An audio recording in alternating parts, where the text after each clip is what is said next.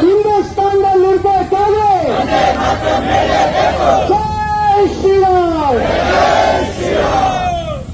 ಆತ್ಮೀಯ ಎಲ್ಲ ಕಾರ್ಯಕರ್ತ ಬಂಧುಗಳೇ, ಇವತ್ತು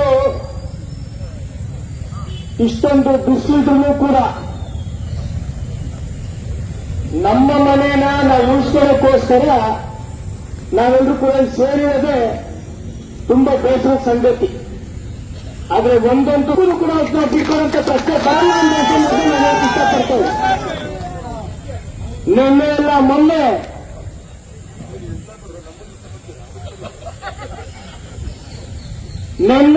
ಮೊನ್ನೆ ಅಧ್ಯಕ್ಷ ಅಂತೆ ಆ ಜಾಗ ಹಿಂದುಗಂಡೋದು.